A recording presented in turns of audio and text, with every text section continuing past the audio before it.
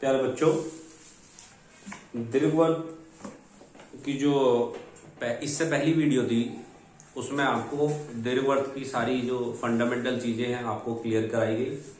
आज हम सवाल इसके रखेंगे, जो समस्याएं हैं एक्सरसाइज में उनको कैसे हल करना है समझ लीजिए। किस तरीके से इनको, किस तरीके के सवाल आपके सामने आएंगे और कैसे आप इन्हें हल करेंगे। तो दीर्घवृत्त में एक सवाल ले लीजिए। सबसे पहले दिया है, क्वेश्चन नंबर 4 है आपकी बुक में कि दीर्घवृत्त की नाभिलंब जीवा,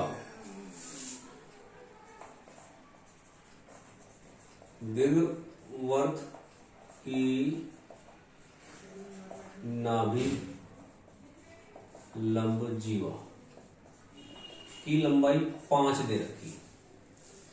तो जो फॉर्मूले हम लोगों ने पढ़े हैं, क्योंकि दीर्घवृत्त की जो नाभिलंब की लंबाई होती है वो होती है 2b² a बराबर 5। इसे समीकरण एक मान के रख लीजिए।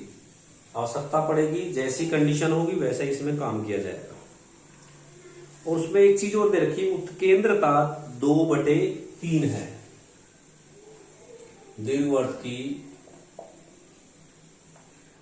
उत्केंद्रता, जिसे हम ई बोलते हैं, वो है 2/3। अब एक ऐसा सवाल, एक ऐसा रिलेशन हमें खोजना है जिसमें हम इसका और संबंध लेकर और दीर्घवृत्त की समीकरण ज्ञात कर सके। क्योंकि दीर्घवृत्त की समीकरण के लिए हमें ए और बी का पता होना बहुत जरूरी है, और वो ए और बी कैसे पता करना है हम इस पे ही काम करने वाले हैं। तो देखिए, एक फॉर्मूला है उत्केंद्रता का कि अगर संबंध की बात करें ए बी की, b² = a² 1 - e²। ये स्टार्टिंग में जब मैं मानक समीकरण इसकी बता रहा था तब ये मैं फॉर्मूला आपको समझाया था। तो इससे हम क्या रिजल्ट निकाल सकते हैं, देखिए कोशिश करते हैं कोई एक रिजल्ट निकल के आए। e² हमारा 2/3, ये 4/9 हो गया। b² बराबर a², ये हो गया आपका 5/9। ठीक है बच्चों। तो 5/9 होने का मेरा मतलब ये है, अगर मैं b का मान कहूं कि b का मान क्या है, वो b² का मान हमारा हो गया 5a²/9। समीकरण नंबर 2 मान लेता हूं उसको मैं। ठीक है। अब b² का मान समीकरण 1 में रखने पर तो ये हो जाएगा 2b² है 5a²/9 बटे a आपके सामने है, ये है आपका 9 बराबर a, ये हो गया ये बटे का a 5। तो हम इसे लिख सकते हैं 5 दूनी 10 a² 9a बराबर 5। एक a से एक a कैंसिल हो जाएगा और ये हो गया a² = 9×5=45/10। आई थिंक यही आपका a² का मान आना चाहिए। ये 45/10 आपका मान हो गया। a² बराबर 45/10। आप देख लीजिए, कहीं कोई दिक्कत हुई तो कहीं कोई भी समस्या है। 5 दूनी 10 हो गया, ठीक है। 9×5=45, a से a कैंसिल हो गया, ये मान आपका यहां आके निकल जाता है। ठीक है। अब a² का मान, अगर हमें उसका b² का मान हमें निकालना है तो a का मान मुझे रखना पड़ेगा। तो a का मान अभी मेरे पास जो है वो इस टाइप में है, इस तरीके से। तो a² का मान मैं यहां भी रख सकता हूं ताकि मैं ये मान निकाल सकूं। a² का मान समीकरण 2 में रखने पर, जब 2 में रखूंगा तो b² बराबर 5/9 45/10 ये बनता है। देख लीजिए, a² है आपका, ये इसको हम काट सकते हैं 9×5=45। ठीक है। और ये हो जाएगा 5 दूनी 10 2, b² बराबर 5/2, ये आपका b² का मान आ जाता है। तो ये मान हम समीकरण में रखेंगे, जो समीकरण हमारी बनी थी उसी समीकरण में अगर इस मान को रख देते हैं तो हमारा असली रिजल्ट जो हम चाहते थे वो रिजल्ट हमारा निकल के आ जाएगा, जो हमारी रिक्वायरमेंट थी। तो यहां दीर्घवृत्त की समीकरण वो है x square upon a square y square upon b square equal to 1।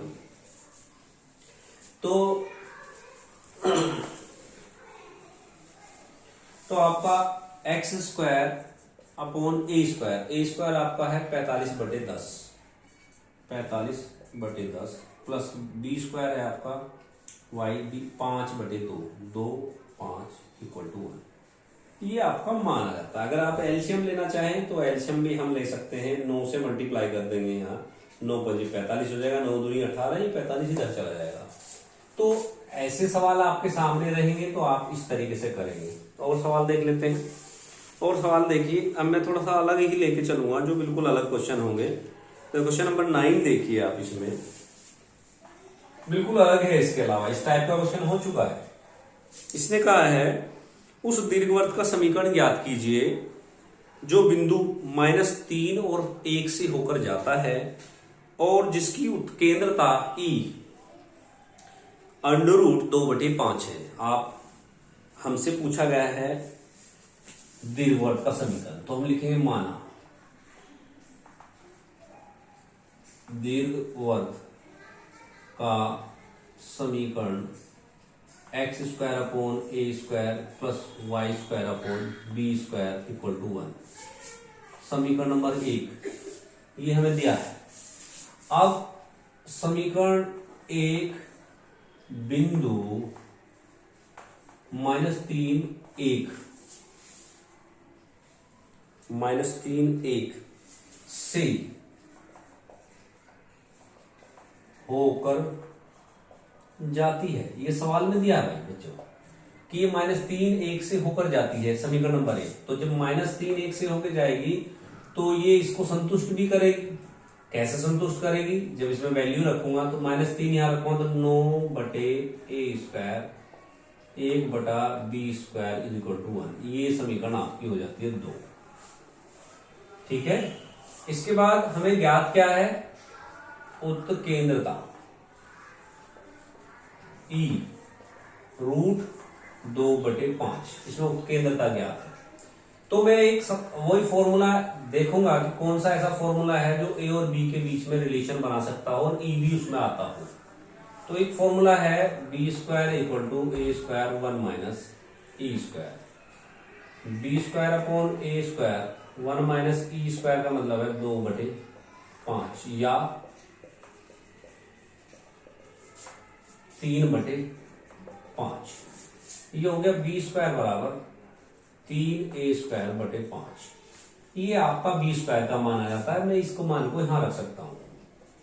B square का मान समीकरण 2 में रखने पर जैसे मैं 2 में रखूंगा तो a बटे 9/a square plus B square का मान है 3a बटे 5 ऊपर चला गया 3a स्क्वायर बराबर 1। अगर हम एलसीएम लें इसमें यहां तो 3a स्क्वायर, तो यहां होगा 9 × 27 प्लस 5 3a स्क्वायर। ये एलसीएम वाला जो भाग है इधर मल्टीप्लीकेशन में चला जाएगा, वो 3a square right hand side में हो जाएगा। ये बन जाता है 3a square is equal to 32। a square is equal to 32 को अगर हम 3 से डिवाइड करें तो क्या आएगा? कटेगा नहीं। तो यही मान आप रखेंगे और इसी को ही ए स्क्वायर में मैंने यहां डायरेक्ट रख दूंगा। बात अब बी स्क्वायर की कर लेते हैं। समीकरण इसको 3 मान लीजिए। ए स्क्वायर का मान समीकरण 3 में रखने पर जब 3 में रखेंगे तो बी स्क्वायर इक्वल टू 3/5 32/3 3 से 3 कैंसिल हो गया। ठीक है। बी स्क्वायर आ गया आपका 32/5। ए स्क्वायर तथा बी स्क्वायर का मान समीकरण 1 में रखने पर, क्योंकि हमें समीकरण ज्ञात करनी थी, x square upon a square 32/3 3 यहां आ गया 32 वाई स्क्वायर 32/5 है, 5 यहाँ आ गया 1, 32 हमारा एलसीएम आ जाता है 3x स्क्वायर 5y² 32। इसे पैक करेंगे तो आपका ये बन जाती है समीकरण दीर्घवृत्त की। ऐसे सवाल आपके सामने रहेंगे और सवाल इसके बहुत सारे हैं जो हम करने जा रहे हैं। करिए, आप भी करेंगे और हम सब मिलकर जो समस्या आती है आपस में डिस्कस कर लेंगे।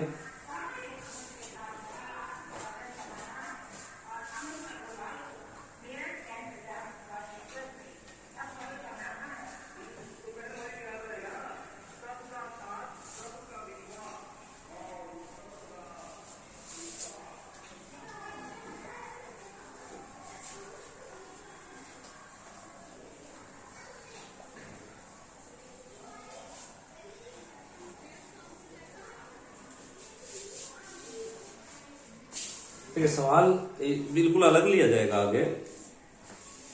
12वां प्रश्न है, उस दीर्घवृत्त का समीकरण ज्ञात कीजिए जिसकी लघु अक्ष नाभियों के बीच की दूरी के बराबर है। दीर्घवृत्त का लघु अक्ष नाभियों के बीच की दूरी के बराबर है, ऐसा इसमें दिया है। देखिए, अगर हम पहली मानक समीकरण की बात करें तो दीर्घ अक्ष के बीच की दूरी 2a और लघु अक्ष के बीच की दूरी 2b है। तो लघु अक्ष के बीच की दूरी 2b होगी और दोनों नाभियों के बीच की दूरी 2ae, क्योंकि एक नाभि का जो निर्देशांक है वो है ae0 और दूसरे का -ae0। जब दोनों को जोड़ोगे ae तो हो जाएगा आपका 2ae, तो ये आ जाता b बराबर ae। समीकरण नंबर 1 छोड़ देते हैं, ये सवाल में दिया था, उसका एक रिलेशन जब बन के आया है उसको एक समीकरण बना के रख लिया है। दूसरा पॉइंट क्या कहा इसने, और नाभि लंब 10 है। नाभि लंब की लंबाई 10 जो हो जाएगी आपकी 2b² बराबर 10। ये हम समीकरण नंबर 2 यहां ले लीजिए। अब a b e 3 चीज हमारे पास समीकरण 1 और 2 में है। तो एक समीकरण हम भी एक रिलेशन हम ऐसा देखना चाहते हैं जिसमें a और b e तीनों चीज आ सकती हो। तो वो फॉर्मूला हमारा बार बार मैं लिख भी रहा हूं, वो ये है। इसको हम अगर यूज करें तो हो सकता है E का मान निकल जाए, उत्केंद्रता निकल जाए। तो वो कैसे भाई, B का मान क्या है ae², तो मैं यहां रख देता हूं समीकरण 1 से a² e² a² 1 - e², a² से a² कैंसिल हो गया, e² = 1 - e², that means 2e² 1, यानी E बराबर 1/√2। ये E की वैल्यू आ गई। तो E की वैल्यू आने का मतलब है एक रिलेशन हमारा बन गया है समीकरण 1 में कि B = A की वैल्यू हमें प्राप्त हो सकती है। तो समीकरण 1 में B हो गया आपका A/√2, ठीक है।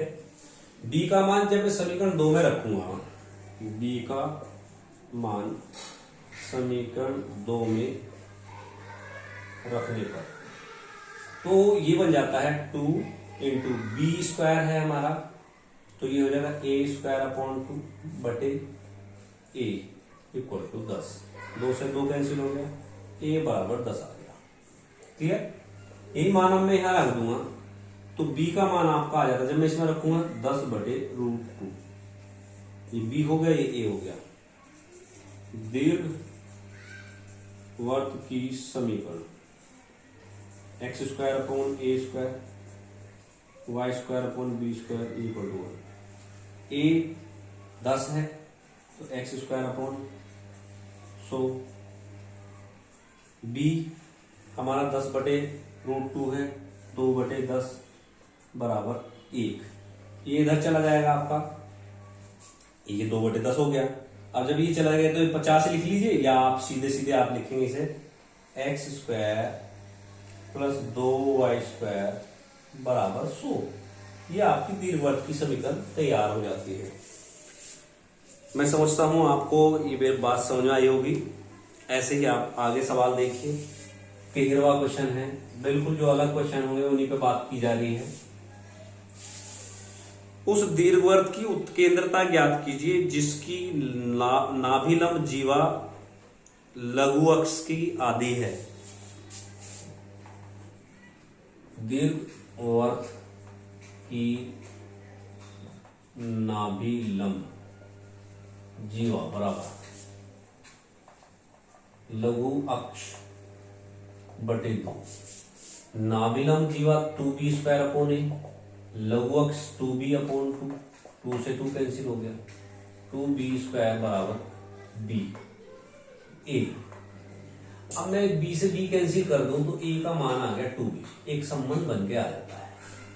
अब इस संबंध का यूज करेंगे। एक सवाल आपके सामने बार बार आ जाता है कि इस संबंध से हम उत्केंद्रता निकाल सकते हैं, क्योंकि यहाँ a का मान कितना है b, 2b, तो ये हो जाएगा 4b² 1 माइनस e², b² से b² 1/4 1 minus e², e² equal to 1/4, e बराबर 3/4 √3/4, यानी e बराबर √3/2। ये उत्केंद्रता है। ये सवाल आपका 13वां है। इस तरीके के सवाल आपके सामने रहेंगे, और थोड़ा हटके जो भी सवाल होगा वो आपके सामने रखा जाएगा। सभी सवालों को टच किया जा रहा है इस वीडियो के माध्यम से। बाकी की और बातें अगर आपके सामने आती हैं तो वो भी आपको हल कराई जाएंगी, ऐसा नहीं होगा ना किया जाए। एक सवाल है आपका क्वेश्चन नंबर 15, यहीं देख लीजिए। उसने कहा है यदि किसी दीर्घवृत्त की उत्केंद्रता 0 हो, उत्केंद्रता मतलब 0, तो सिद्ध कीजिए यह दीर्घवृत्त एक वर्त होगा। देखिए, जब उत्केंद्रता 0 है तो वर्त तो होगा ही, लेकिन हमें ये कैसे पता लगे कि वास्तव में वर्त होगा, ये हमें सिद्ध करना है। हम जानते हैं b² equal to a² 1 minus e², यहां 0 रखेंगे तो b² equal to a² 1 minus 0, यानी b² बराबर a² हो गया। और दीर्घवृत्त की समीकरण क्या है? दीर्घवृत्त की समीकरण है x² upon a² y² upon b² equal to 1, जहां b a² के बराबर है, x² upon a² plus y² upon a² बराबर 1, यानी हम कह सकते हैं x² plus y² equal to a², और ये वर्त की समीकरण है। बात समझ आई बात को? क्योंकि जब मैंने वर्त पढ़ाया था तो आपको समझाया था कि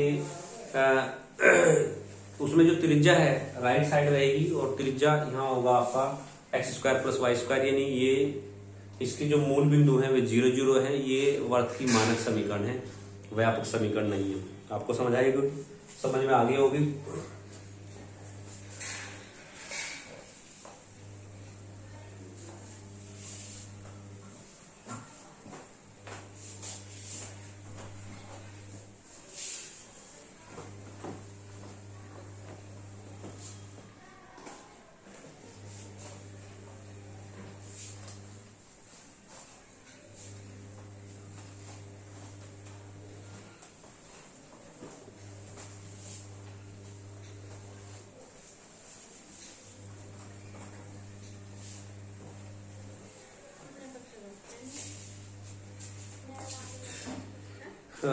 क्वेश्चन नंबर 17 देखिए। उस दीर्घवृत्त का समीकरण ज्ञात कीजिए जिसकी नाभि -1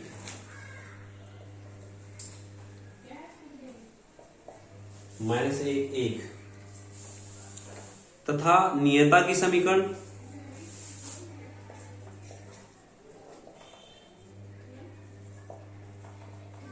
x माइनस वाई प्लस 4 बराबर 0। नियता की समीकरण ये हुई। यहां उत्केंद्रता भी ज्ञात है, उत्केंद्रता E बराबर दे रखा 1/√2। तो इसने कहा हमसे कि दीर्घवृत्त की समीकरण ज्ञात कीजिए। तो प्यारे बच्चों, दीर्घवृत्त की समीकरण के लिए आपने अगर इसका चित्र समझा होगा अच्छे से, तो आपने देखा होगा यहाँ आपकी नियता होती है। एक में आपको ये एस नाभि है, -1 है, ये एक्स एक्सिस पे तो नहीं होगी चित्र के माध्यम से, तो ये गलत है। लेकिन मैं एक बात समझाना चाह रहा हूं, वो आप समझ लीजिए। ठीक है, जब भी हम इसका समीकरण ज्ञात करेंगे तो हम PS और PM की दूरी लेंगे और इसी दूरी के माध्यम से दीर्घवृत्त की समीकरण ज्ञात होगी। लेकिन अगर ये चित्र की बात करें तो अगर निर्देशांक हमारा S -1 है तो वो यहाँ नहीं होगा, इधर स्थित होगा। लेकिन मैंने एक आपको एक फॉर्मली चित्र बना के समझाया है कि दीर्घवृत्त में जब भी हम कोई समीकरण ज्ञात करते हैं तो हमें ये दो दूरी लेनी होती है, जो इसकी डेफिनेशन भी है PS = EPM। तो इसका यूज करेंगे तो PS दो बिंदुओं के बीच की दूरी होगी और PM बिंदु P से नियता पर डाला गया लंब की लंबाई होगी। तो यहाँ PS जो आपका हो जाएगा x, निर्देशांक आपके ये है x + 1 का वर्ग, y - 1 का वर्ग, E आपका 1/√2 है। PM नियता की समीकरण क्या थी? x - 1 + 4/√1 का स्क्वायर 1 का स्क्वायर, ये हो गया।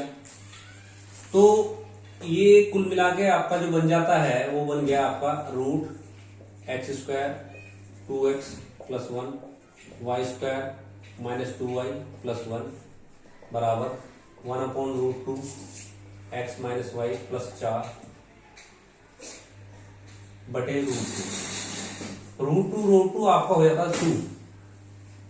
ये हो गया 2x² + y² + 2x - 2y + 2 बराबर x - y + 4। दोनों पक्षों का वर्ग करने पर, दोनों पक्षों का वर्ग करने पर जैसे मैं वर्ग करूंगा तो ये हो गया 4x² + y² 2x - 2y + 2 और वर्ग करके हो गया x² + y² + 16 माइनस के 2xy माइनस के 4 दूनी 8y और प्लस के 8x, ये हमारा बन जाता है। बाकी कैलकुलेशन होगी, अब हम इसको खोल लेते हैं। जब हम खोल लेंगे तो 4x² 4y² 8x 8y + 8x² + y² -2xy -8y + 8x + 16। जो चीज हमारी कट सकती है, जैसे 8x से 8x कैंसिल हो गया पूरा, 8y से 8y कैंसिल हो गया, वो कैंसिल करेंगे। अब आप सेटलमेंट करना है, कैलकुलेशन यहाँ हो गया आपका 3x² 3y², ये दोनों हमारे हो चुके हैं। इसके बाद ये इस साइड आएगा तो प्लस के 2xy और ये इस साइड आने के बाद 8 में से 16 जाकर माइनस के 1 बराबर 0। ये आपकी समीकरण बन जाती है दीर्घवृत्त की।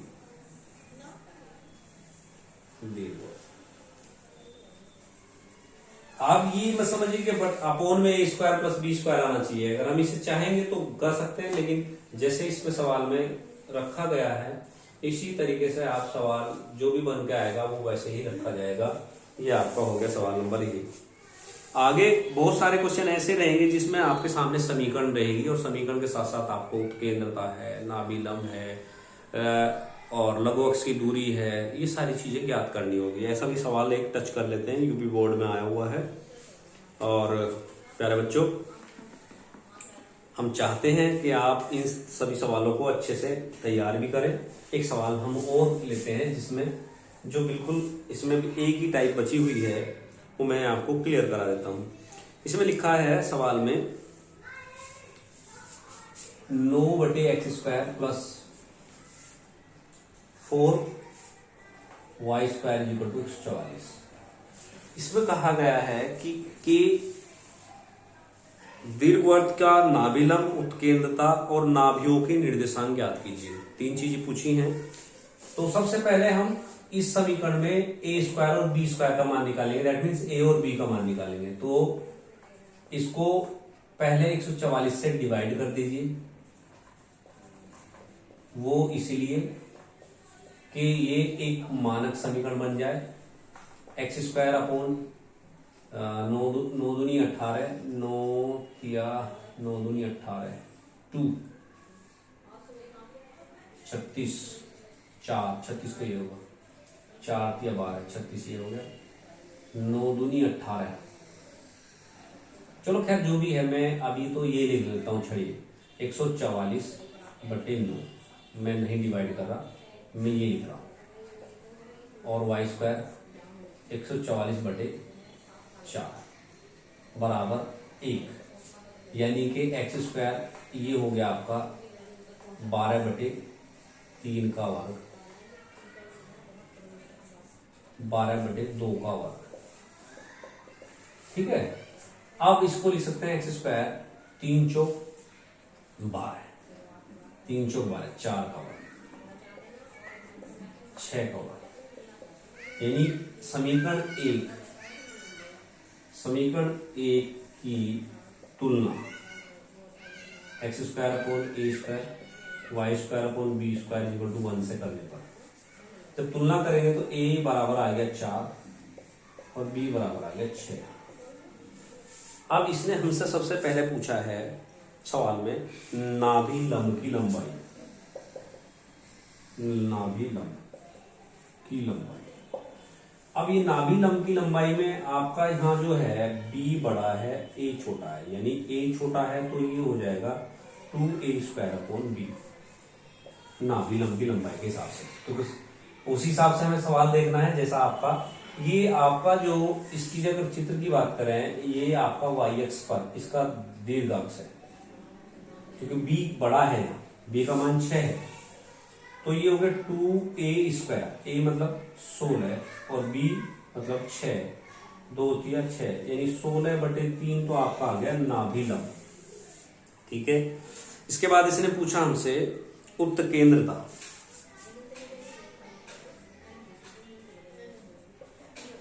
उत्केंद्रता ई का मान, ई का मान आपका डिपेंड करता है, अगर मैं देखिए इसमें एक और चीज है कि हम कौन सा फॉर्मूला b² = a² 1 - e² लगाएं, ये हम पे डिपेंड करता है।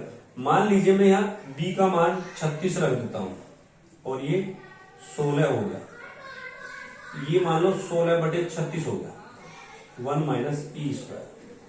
जब ये इधर जाएगा और 1 से घटेगा तो ये गलत हो जाएगा। देखो 36 माइनस, अब देखिए यहां से हिसाब लगाइए, 36 - 16 में से 36 जाने के बाद आपका सवाल माइनस में आ जाता है, जो कि गलत है। तो आप ये चीजें पहचान कर सकते हैं, जैसे ये नॉर्मल क्वेश्चन, ये जो सवाल है आपका हर जगह फॉर्मूला मैंने यही लगाया है जितने भी सवाल आपके हुए हैं, लेकिन अगर b बड़ा हो और a छोटा हो तो इसे बदल देंगे। यहाँ आपका आ जाएगा a², यहाँ आ जाएगा b²। इस बात का आपको ध्यान रखना है, ये सवाल में ही आपको पता लग जाएगा कि इस फॉर्मूले को कैसे चेंज करना है, क्यों चेंज करना है। तो a हमारा हो गया 4, 16, b हो गया 36, 1 - e², 16/36, 1 - e², e² जो 1 - 16/36। अब देखो ये 36 में से 16 घट सकते हैं, तो 36 में 16 गए 20/36। ई से मैं यही निकाल लूं, अगर कैलकुलेशन करना चाहें तो कर सकते हैं, काटिए आप जितना काट सकते हैं। 4 * 36, 4 × 5 = 20, ई बराबर √5/3। ये आपका ई का मान रहता है। तो नाभि लंब ज्ञात होगी, उत्केंद्रता ज्ञात होगी। उसके बाद इसने कहा नाभियों के निर्देशांक। तो प्यारे बच्चों, नाभि के निर्देशांक हमारे बनेंगे यहाँ 0 BE और 0 - BE। तो नाभि के निर्देशांक क्या है? नाभियों के निर्देशांक आपका बनता है 0 ± BE। अब 0 ± B की वैल्यू कितनी है? 6। E कितना है आपका? सॉरी 6 √5/3, 0 ± 2 √5। ये आपकी वैल्यू आ जाती है और इस तरीके के सवाल भी आपकी एक्सरसाइज में रहेंगे। तो जितना भी इस एक्सरसाइज में जिस टाइप के भी क्वेश्चन थे वो सब मैंने टच किए हैं। और बाकी जब समस्या आपके सामने आती है सवाल को करते समय, वो भी बताई जाएगी आप व्हाट्सएप के माध्यम से या इसके डिस्क्रिप्शन बॉक्स में आप बता दीजिए, मैं उन सवालों को भी हल कर के आपके पास भेज दूंगा। तो वीडियो को ज़्यादा से ज़्यादा लाइक और शेयर कीजिए, जिनको ज़्यादा लगता है कि और उसके फ्रेंड सर्कल इन्हीं टॉपिक को कर रहे हैं उनको भी आप बताइए और शेयर कीजिए। धन्यवाद बच्चों।